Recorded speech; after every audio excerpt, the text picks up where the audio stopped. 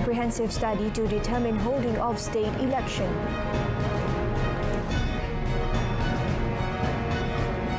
Johor to proceed to Phase 3 of PPN, Pahang enters Phase 4.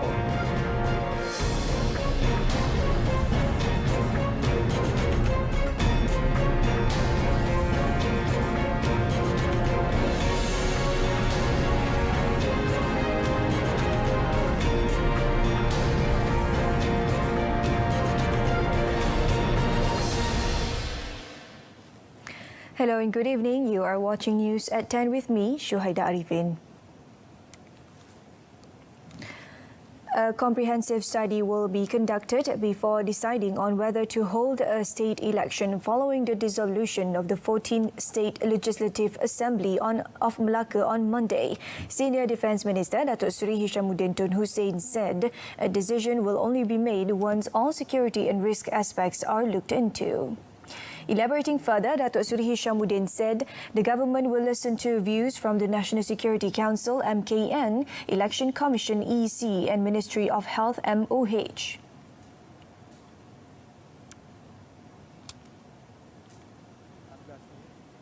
Saya nak tahu daripada pakar-pakar apa kesannya kalau sekiranya kita adakan pilihan raya negeri di negeri Melaka. Jadi itu pertimbangan yang perlu kita fikirkan dalam memutuskan apa yang patut kita meniti perkembangan di negeri Melaka. On another matter, Datuk Seri Hishamuddin says the decision to allow interstate travel once 90% of the country's adult population is fully vaccinated was based on researches and scientific deliberation. According to him, the decision is final and cannot be disputed. Datuk Seri Hishamuddin said the government had been very careful in making the decision and takes full responsibility in ensuring the vaccination rate is achieved for the benefit and well-being of the people.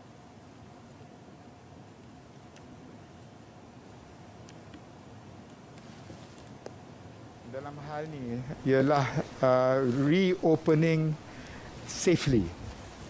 Jadi jangan kita tergopoh-gopoh dan membuat keputusan tanpa sasaran yang tepat. Dan ianya mesti bersandarkan kepada data. Dan kalau sekiranya 90% dah ditetapkan oleh semua pihak, kita kena pastikan bahawa bila 90% ini dikecapi dalam masa terdekat, saya rasa kita tunggulah pengumuman Yang Amat Berhormat Perdana Menteri nanti. He added that Malaysia is expected to reach the 90% vaccinated adult population rate soon. Johor will proceed into Phase 3 of the National Recovery Plan (PPN), while Pahang will enter Phase 4 on Friday.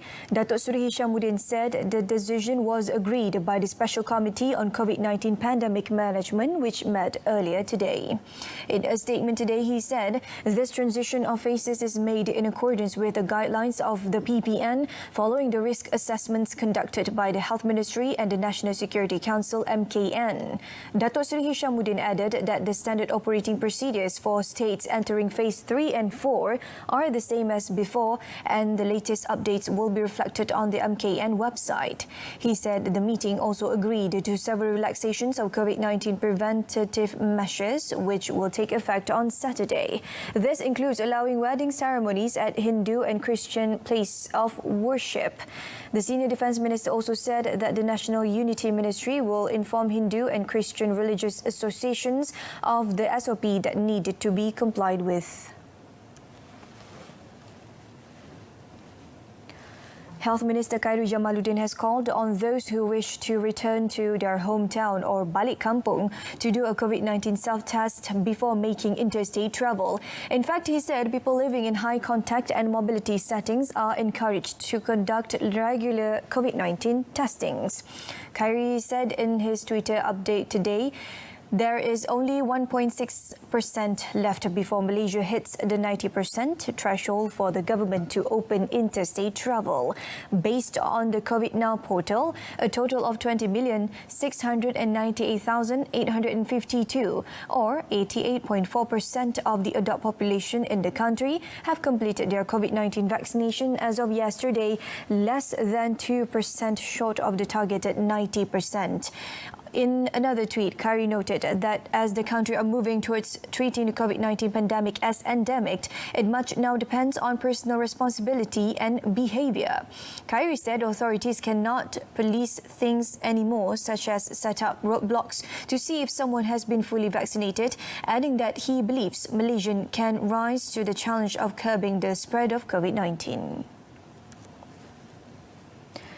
There was no racial discrimination against individuals who died in lockups under the custody of Royal Malaysia Police.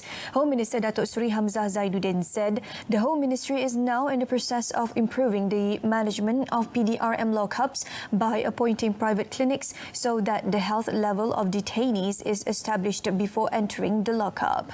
When met in Angkasa Puri today, Datuk Seri Hamzah said other efforts included the installation of closed-circuit television CCTV at all police lockups, which is expected to be completed by the end of the year, with the project divided into 5 zones.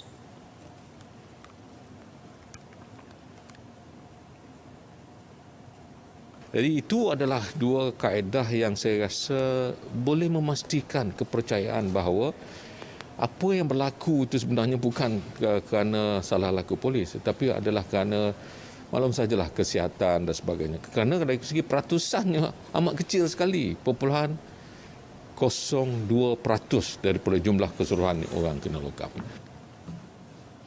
He said this when commenting on claims made by certain quarters that most of the cases of custodial deaths were due to police negligence.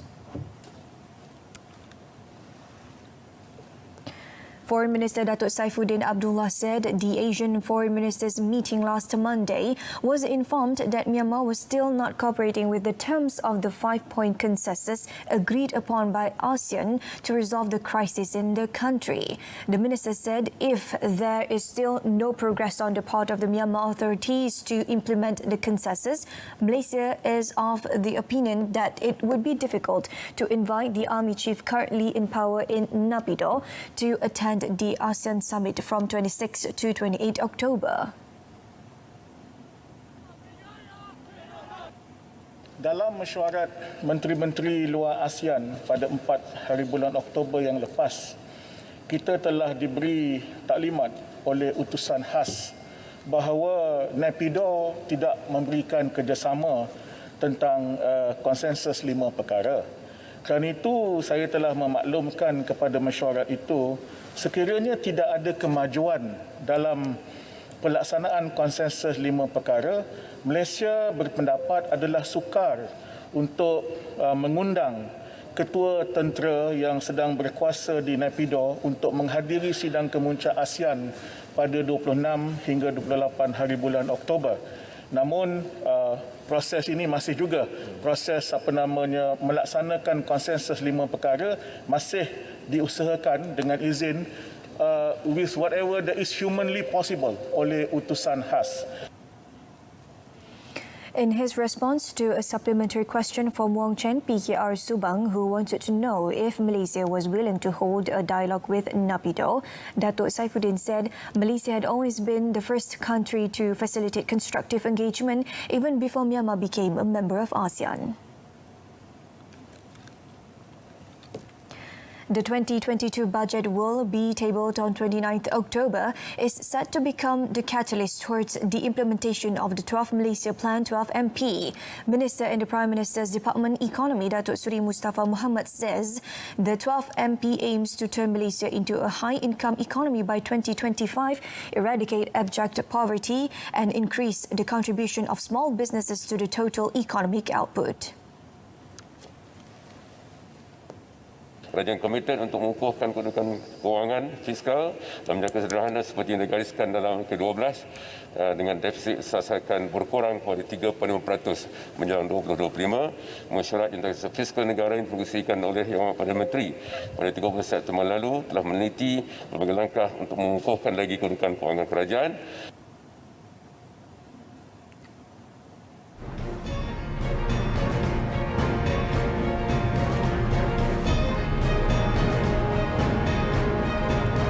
Coming up next, RMAF to improve firearms handling to prevent accident recurrences.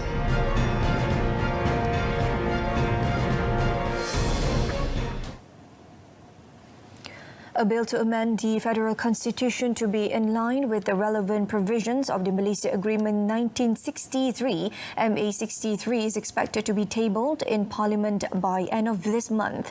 Minister in the Prime Minister's Department, Parliament and Law, Datuk Seri Wan Junaidi Tuanku Jaafar said the legislative amendments to the federal constitution were crucial as they would provide clarity to the position of Sabah and Sarawak as well as the people, particularly the natives of both states. Based on the estimated timeline, Datuk Seri Dr. Wan Junaidi said the first reading of the bill could take place on 26 October, followed by the second reading on 28 October. He said to date, the initiative had received support of Sabah Chief Minister Datuk Seri Haji Ji Noor, and he would also be meeting with Sarawak Chief Minister Datuk Patinggi Abang Johari Tun Openg to officially discuss the matter soon. Depending on the success of the engagement exercise, Datuk Seri Dr. Wan Junaidi said he is targeting to have a special meeting on MA63 to be chaired by Prime Minister Datuk Seri Ismail Sabri Yaakob on 21st October. Subsequently, he said a special paper on MA63 would be presented by the Prime Minister to the members of the Cabinet next day. The proposed bill to restrict propagation of doctrine and religion among Muslims and the amendments to the Sharia Court's criminal jurisdiction, also known as Act 355, will not impact on the religious rights of non-Muslims. Minister in the Prime Minister's Department, Religious Affairs, Idris Ahmad, assured the Dewan Rakyat that the bills were only meant for Muslims. Berhubung dengan rang Undang-Undang Kawalan dan Sekatan Pengembangan Doktrin dan Kepercayaan Agama dalam kalangan orang Islam, Wilayah Persekutuan 2021, pula Jawatan Kuasa Teknikal turut mengadakan beberapa siri mesyuarat sepanjang tahun 2020 dan 2021 bagi membincangkan rang Undang-Undang Kawalan tersebut. Selain itu, Jawatan Kuasa Teknikal turut menubuhkan sebuah jawatan kuasa kecil khusus bagi meneliti secara lebih mendalam rang undang-undang kawalan tersebut dan seterusnya mencadangkan penambahbaikan terhadap rang undang-undang kawalan tersebut bagi memastikan ia selaras dengan Perlembagaan Persekutuan. Idris also said that a series of meetings had been conducted to fine-tune the bills so it will be more comprehensive and in line with the federal constitution. He added that after Act 355 and the restriction bill are finalized, both will be tabled at the state level at a conference held from 12th to 14th October. The Royal Malaysian Air Force RMAF will improve and tighten the standard operating procedure of managing and handling weapons following the incident of 4 RMAF personnel being killed in a shooting incident at their camp in Kota Samarahan, Kuching, Sarawak on 13th August. Deputy Defence Minister Datuk Seri Ikmal Hisham Abdul Aziz said this was among the elements being studied and investigated by the inquiry board set up by RMAF to prevent such an incident from happening again.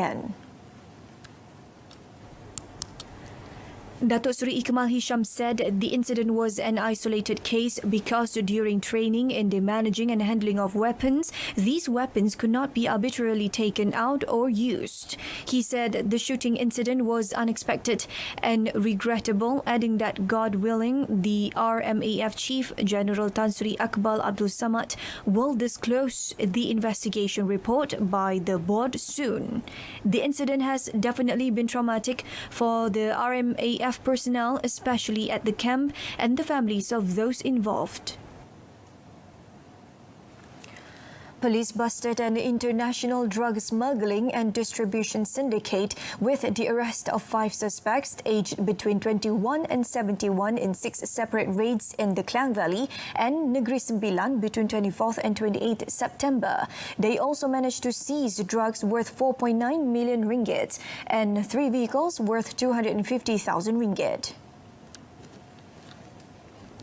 According to Bukit Aman Narcotics Criminal Investigation Department, Deputy Director Dato' Abdul Aziz Abdul Majid, police also seized several drug processing and packaging equipment and more than 426,000 ringgit in 11 bank accounts.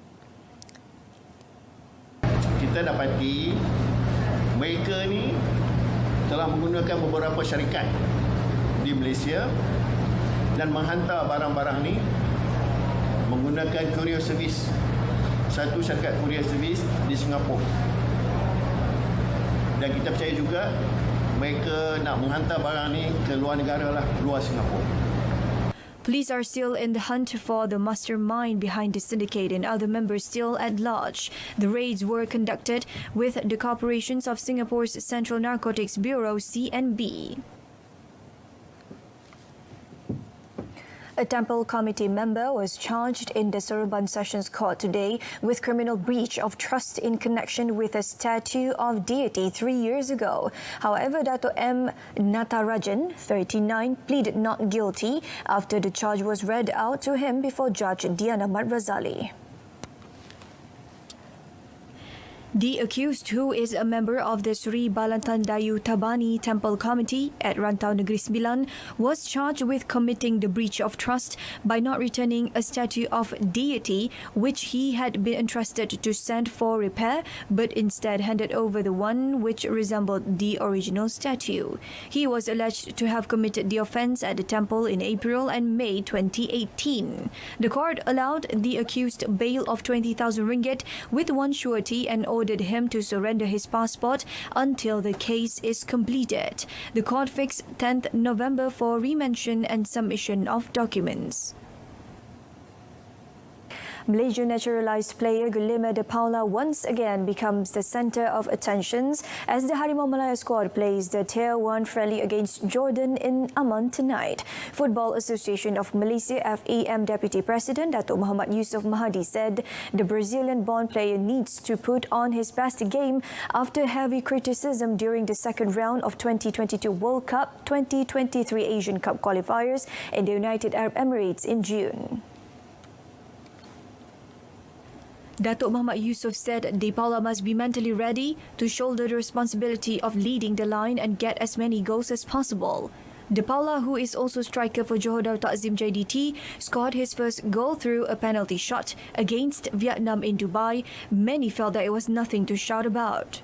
However, Datuk Muhammad Yusof believed it was a matter of time before the Brazilian will adapt to the squad managed by Tan Cheng Ho.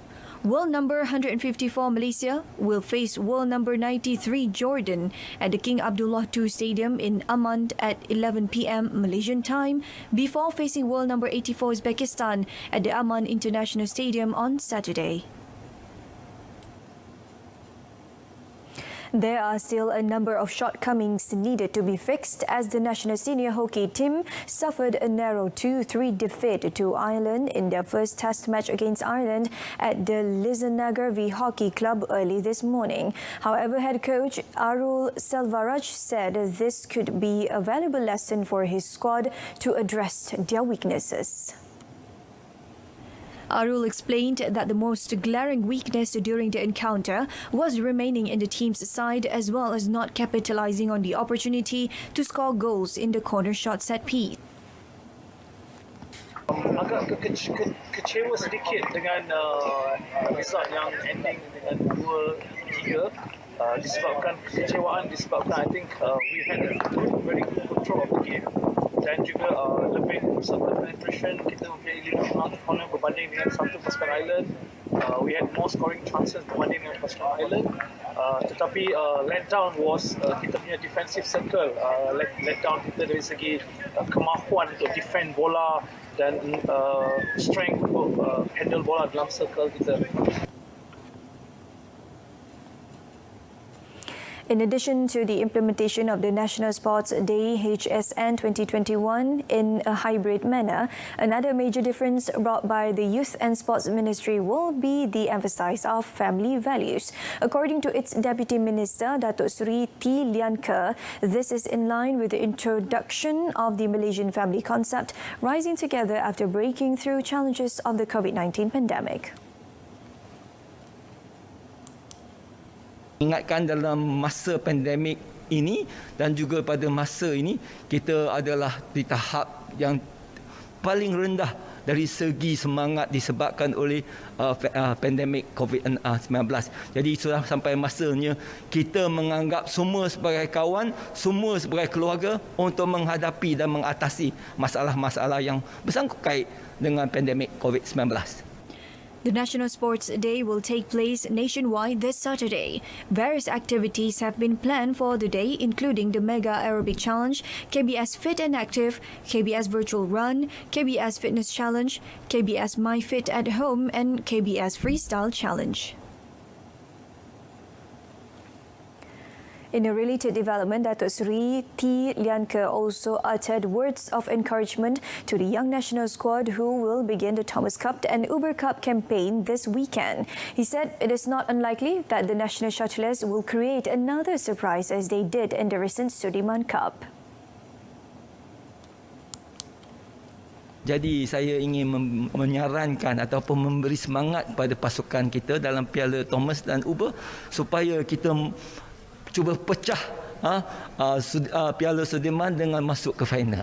Jadi saya harapkan dengan semangat Malaysia boleh, dengan semangat pasukan dan keluarga Malaysia, kita dapat mencapai matlamat ataupun mencapai sasaran dengan harapan. The odds of the national men's squad to enter the Thomas Cup semi-finals appear brighter following the forfeiting of the England shuttlers. This was due to injuries sustained by 3 out of 4 of the singles listed by the team. England previously drew into Group D with Malaysia, Japan and Canada. This means that the national team only needed to win over Canada in order to book their slot in the semi-finals against Japan, which will be the deciding factor between champion and runner-up. That concludes today's edition of News at 10. In our top story, comprehensive study to determine holding of state election. Join us again at 12:30 tomorrow afternoon. But before we go, our English news desk is currently on the lookout for English news editors. If you are below the age of 40 and have at least a bachelor degree, then you may be who we are looking for. Interested applicants can send their resume to the email shown on your screen. I'm Shuhaida Arifin. Stay tuned to saluran Berita RTM and have a pleasant evening.